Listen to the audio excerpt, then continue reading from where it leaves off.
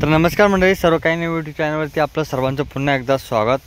तर मंडळी, आपल्या भरपूर मित्रांचे मला प्रश्न आलते की आपण जी चवळी पिकाची लागवड केलेली आहे तर त्याच्यामध्ये मक्याचे पीक का बरं घेतलं आणि त्याच्यापासून एवढा फायदा काय होणार आहे।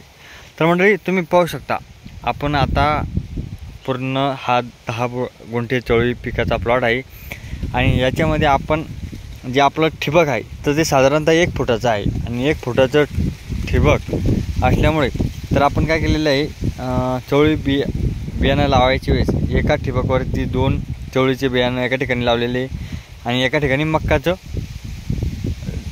हे लावलेलं आहे बियाणं। तर याच्यामुळे तुम्ही पाहू शकता कशा प्रकारे आपण लागवड केलेली आहे। येथे मक्का लावलेली आहे तर एका ठिकाणी चवळी, असं करत करत पूर्ण मक्काच्या प्लॉटमध्ये आपण अशा प्रकारे लागवड केलेली। म्हणजे याच्यामध्ये आपला फायदा काय, तर खूप मोठा फायदा याच्यामध्ये आपल्याला होतो। तर म्हणजे आपल्याला हे जे आपलं चवळीचं पीक आहे ते पूर्ण आपल्या मक्याच्या पिकावरती चढते। तर तुम्ही पाहू शकता जमिनीवर न असं पांगता ते आता थेट मक्याच्या पिकावरती चढते आणि ते पिकांना बी पहा किती भारी त्याला पीकसुद्धा लागते, म्हणजे चवळीचं पीक। म्हणजे याच्यामुळं आपलं जे जमिनीवर आता चवळी पीक आपण जर मक्याचे पीक नसतं लावलं तर आपलं चवळीचं पीक हे जमिनीवर राहिलं असतं। म्हणजेच हे बघू शकता तुम्ही, हे पूर्ण मोकळं दिसतंय तुम्हाला आणि आपलं हे पहा तुम्ही चवळीचं पीक पूर्ण हे आपल्या मक्का पिकावरती चढतंय आणि त्याला शेंगा पण कशा प्रकारे लागतंय। म्हणजे कमी कामामध्ये चांगलं उत्पादन, म्हणजे याला बांधायची जरूरत नाही, बांबूची जरूरत नाही, तारेची जरूरत नाही, कशाची नाही।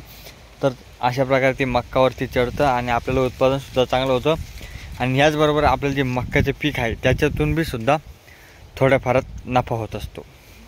तर तुम्ही पाहू शका अशा प्रकारे आपण नियोजन केलेलं आहे, त्याच्यामुळे आपल्याला फवारणीला बी सोपं जातं ना, अडचणसुद्धा आपल्या पिकामध्ये होत आणि एकदम भरघोस उत्पादन मिळतं। आणि काही वेळेस काय होतं, आपण जमिनीवर लावल्यामुळे लवकर आपण त्याच्यामधून चालत असताना त्याची येलं तुटतात, त्यामुळे ते लवकर पीकसुद्धा खराब होते। आणि याच्यावरती तुम्ही पाहू शकता आपले मक्याच्या पिकावर चढत असल्यामुळे जास्त खराब होण्याचे कारणसुद्धा नाही आणि चांगल्या प्रकारे आपल्याला उत्पादनसुद्धा याच्यातून मिळते आणि पिकाचे जे शेंगा असतात ते आपण चांगल्या प्रकारे ते असतात।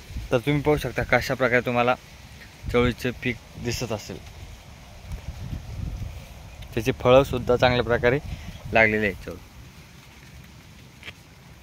याच्यामुळे आपल्याला मक्का पीक लावल्यानं खूप मोठा फायदा होतो, चवळीचं पीकसुद्धा भरघोस निघतं, त्याचबरोबर आपल्याला मक्का पिकाचंसुद्धा उत्पादन होतं आणि तोडण्यासाठी सगळ्यात महत्त्वाचं म्हणलं तर तोडण्यासाठी खूप मोठा फायदा आपल्याला ह्या पिकामधून होतो। म्हणजे जमिनीवर म्हणलं तर आपल्याला जास्त हे करावं लागतं। तर तुम्ही पाहू शकता अशा प्रकारे चवळीचे पीक आणि याच्यामुळे वरती असल्यामुळे आपल्या ह्या चवळीची शेंगा पण खूप लांबतात। तुम्ही पाहू शकता ना कशा प्रकारे फळ आहे। सांगितल्यापेक्षा आता स्वतः मी लावलेला प्रयोग गेल्या वर्षी फायद्यात राहिलेलं होतं, त्याच्यामुळे आता पूर्ण चवळी मक्याच्या पिकावरतीच लावलेली आहे। तर म्हणजे आपलं हे चवळी पिकाचं आणि मक्का पिकाचं जुगाड कसं वाटलं कमेंटमध्ये जरूर कळवा। तुमच्या काही प्रतिक्रिया असेल त्यासुद्धा आम्हाला सांगा।